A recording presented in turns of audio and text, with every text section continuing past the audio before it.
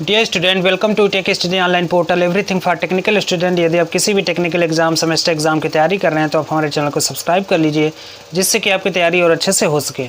आज का जो वीडियो हमारा निमी पैटर्न पर आधारित फर्स्ट ईयर मैथ पे संबंधित है, WCS जिसे वर्कशॉप कैलकुलेशन एंड साइंस कहते हैं। उसमें हम लोग 3 वीडियो देख चुके हैं। आज जो मैथ से संबंधित है 4th वीडियो है, 4था वीडियो है। तो आइए शुरू किया जाए। निमी पैटर्न पे आधारित जो आपका क्वेश्चन बैंक है उसका 4th क्लास है। तो देखिए, जो हमारा 4th क्लास, इसके पहले 2-3 क्लास हो चुके हैं, उसमें बहुत सारे क्वेश्चन को, इम्पॉर्टेंट क्वेश्चन को सॉल्व करवाया गया है। तो आइए शुरू किया जाए। देखिए फर्स्ट क्वेश्चन क्या कह रहा है, आप स्क्रीन पे यहाँ देख सकते हैं। 32 नंबर क्वेश्चन कह रहा है कि अ मोटर, 32 नंबर जो क्वेश्चन है वो कह रहा है कि अ मोटर, यदि एक मोटरसाइकिल टायर को 300 रुपये में बेचा जाता है, 300 रुपये में बेचने का मतलब कि विक्रय मूल्य, ठीक है, जिसे कहते हैं हम सेलिंग प्राइस।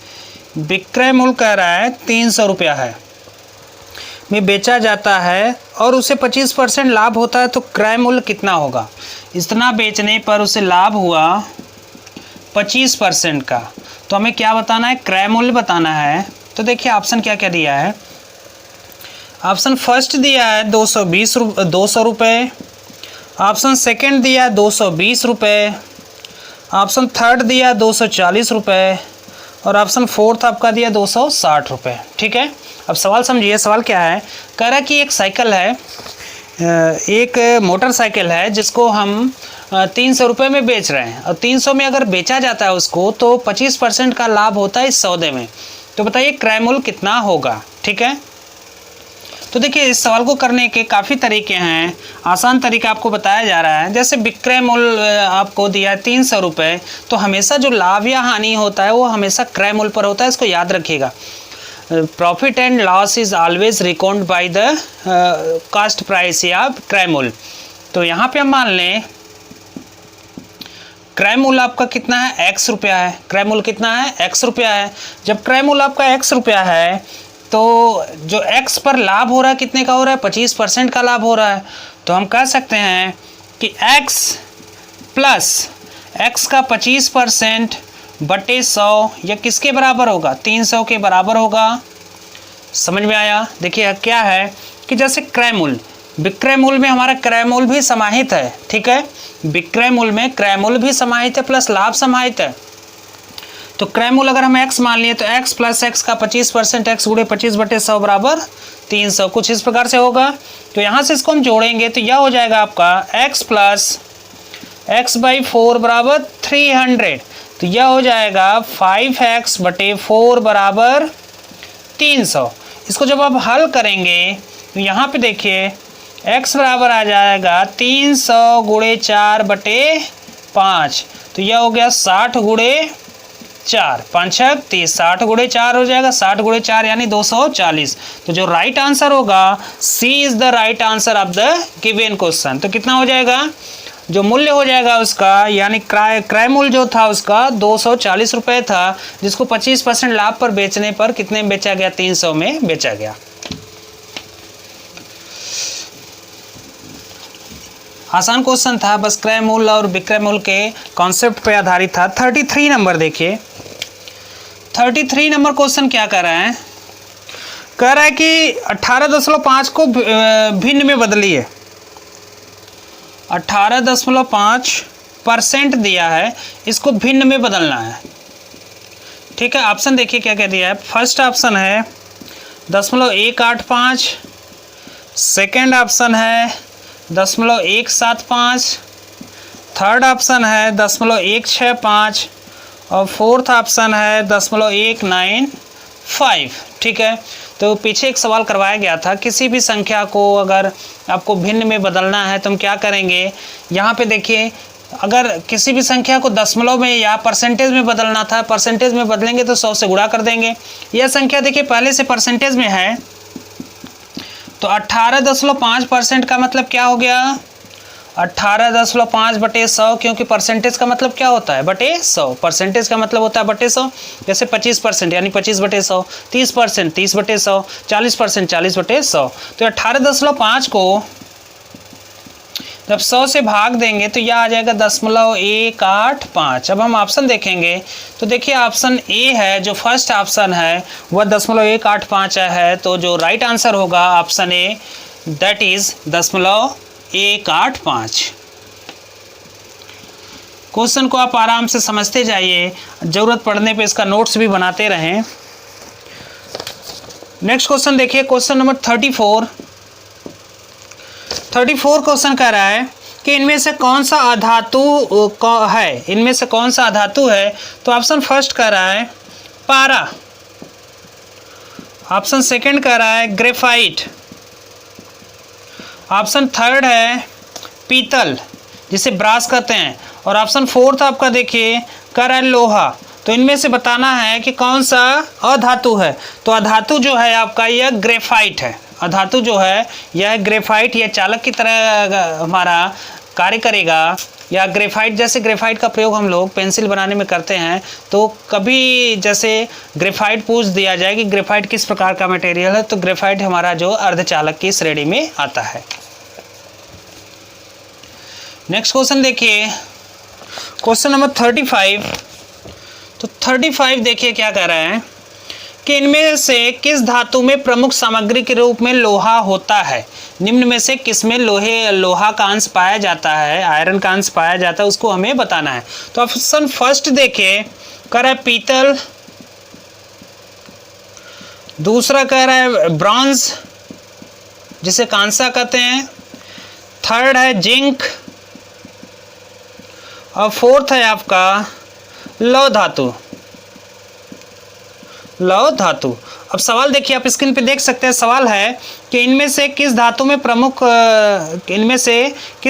प्रमुख सामग्री के रूप में लौह धातु होता है। तो देखिए पीतल, ब्रॉन्ज का, जिंक जो है, जिंक में जस्ता है, ब्रॉन्ज कांसा है, पीतल, इनमें क्या है लौह धातु नहीं पाया जाता। लौह धातु जो लोहे का अंश होता है वह किस में होता है, धातु जो होता है वह लौह धातु में लोहे का अंश होता है, जो उसमें लोहा पाया जाता है। नेक्स्ट क्वेश्चन देखिए, क्वेश्चन नंबर 36 क्या कह रहा है, उस धातु का नाम क्या है जिसमें लोहा नहीं होता। ठीक है, उस धातु को किस नाम से जानते हैं जिसमें आयरन या लोहे का अंश नहीं होता। तो ऑप्शन देखिए, फर्स्ट कह रहा है लौह धातु, ऑप्शन सेकंड देखिए कह रहा है अलौह धातु, ऑप्शन फोर्थ है आपका थर्ड कुचालक धातु, और ऑप्शन फोर्थ आपका दिया है सुचालक धातु। सुचालक धातु। ठीक है, तो अब यहाँ पे देखिए कह रहा है कि उस धातु का नाम क्या है जिसमें लोहा नहीं होता। तो देखिए कुचालक, कुचालक क्या है, कुचालक में लोहे का अंश भी नहीं है। ठीक है, लेकिन सुचालक, सुचालक में लोहे का अंश हो सकता है। अलौह धातु, कुचालक में कुछ पदार्थ ऐसे होते हैं जो कुचालक होते हैं लेकिन उनमें लौह का अंश होता है। लौह धातु, लौह धातु वह पदार्थ या वह धातु जिसमें लोहे का अंश होता है, आयरन का अंश होता है, उसे लौह धातु कहते हैं। अलौह धातु, जैसे नाम से पता चल रहा अलौह धातु, यानी जिसमें लोहे का अंश या लौह का अंश ना हो उसे अलौह धातु कहेंगे। तो जो राइट आंसर होगा वह बी होगा कि जो अलौह धातु है उसमें हमारा लोहे का अंश नहीं होता है।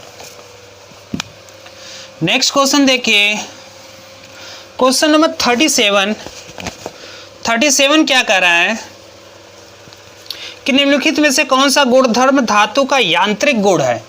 धातु का यांत्रिक गुण है, पहला कह रहा है गलनीयता,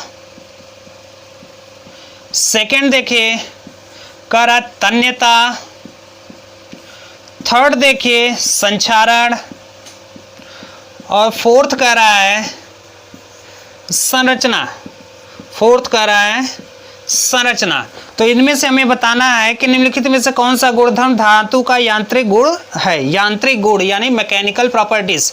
तो मैकेनिकल प्रॉपर्टीज जो है यह हमारा तन्यता होता है। जैसे तन्यता का मतलब यह हो गया, कोई धातु है उसमें कितना टेंशन या टेंसाइल स्ट्रेंथ है उसकी क्या है, कितना उसमें तनाव होता है, यह होता है हमारा तन्यता, जिसको हम कह सकते हैं कि यह mechanical properties of the any material है। नेक्स्ट क्वेश्चन देखिए, क्वेश्चन नंबर 38 38 क्या कह रहा है कि इनमें से भंगुर धातु कौन सा है? तो ऑप्शन फर्स्ट देखिए, कह रहा है कच्चा लोहा, भंगुर धातु यानी जो ब्रिटिल। सेकंड है इस्पात, थर्ड है आपका नरम इस्पात, और फोर्थ आपका कह रहा है मिश्र धातु इस्पात। फोर्थ कह रहा है मिश्र धातु इस्पात। तो देखिए सवाल क्या है, सवाल क्या रहा है कि इनमें से भंगुर धातु कौन सा है, ब्रिटलनेस का गुण किसके अंदर पाया जाता है? कच्चा लोहा, इस्पात, नरम इस्पात, मिश्र धातु इस्पात। तो जो ब्रिटलनेस का गुण होता है वह कच्चे लोहे में देखा जाता है। तो राइट आंसर जो होगा वह होगा कच्चा लोहा। नेक्स्ट क्वेश्चन देखिए, क्वेश्चन नंबर 39 क्या कह रहा है कि धातु की कौन सा यांत्रिक गुण एक काटने के उपकरण में लोचदार विरूपण के लिए प्रतिरोध प्रदान करता है? तो ऑप्शन ए है डक्टिलिटी, जिसे कहते हैं तन्यता। ऑप्शन सेकंड है आपका कर आघातवर्धता। थर्ड ऑप्शन है कठोरता। फोर्थ ऑप्शन है चीमड़पन। ठीक है, चीमड़पन को हम लोग कहते हैं टफनेस। तो यहाँ पे देखिए पूछ रहा है कि निम्न में से धातु का यांत्रिक गुण एक काटने के उपकरण में लोचदार विरूपण के लिए प्रतिरोध प्रदान करता है। तो वह क्या होगा? हार्डनेस, जिसे कहते हैं हम कठोरता। ठीक है, नेक्स्ट क्वेश्चन देखिए, क्वेश्चन नंबर 40। ये देखिए जितना भी क्वेश्चन है यार मैकेनिकल प्रॉपर्टीज या कह सकते हैं कि प्रॉपर्टीज ऑफ मटेरियल से संबंधित है, ये सब थ्योरेटिकल है। इसमें क्या है कि बस हमें डेफिनेशन याद रखना है, इसमें किसी प्रकार का न्यूमेरिकल का चांसेस नहीं होता है कभी भी। तो यहाँ पे सिर्फ आप डेफिनेशन, प्रॉपर्टीज जैसे मेलेबिलिटी, डक्टिलिटी, टफनेस, रफनेस, इन सब को याद रखिए, इनका क्या डेफिनेशन होता है, उनसे संबंधित क्वेश्चन जो होगा बस आपको दे देगा एक लाइन में कि अगर एक धातु है उसका यह गुण है तो किस प्रकार के धातु के गुण में आएगा। 40 नंबर देखिए, कह रहा है कि धातु का कौन सा गुण बिना फ्रैक्चर के स्थायी विरूपण के गठन में सक्षम होता है? Which property of material enables to formation of permanent deformation without fracture? यानी धातु की कौन सा गुण बिना फ्रैक्चर के स्थायी विरूपण के गठन में सक्षम होता है? ऑप्शन ए देखिए, कर रहा है प्रत्यास्थता, जिसे हम लोग क्या कहते हैं? इलास्टिसिटी। सेकंड ऑप्शन देखिए, कह रहा है सुघट्यता, जिसे कहते हैं प्लास्टिसिटी। थर्ड ऑप्शन देखिए, कह रहा है तन्यता, डक्टिलिटी। और फोर्थ ऑप्शन है भंगुरता, जिसे कहते हैं ब्रिटलनेस।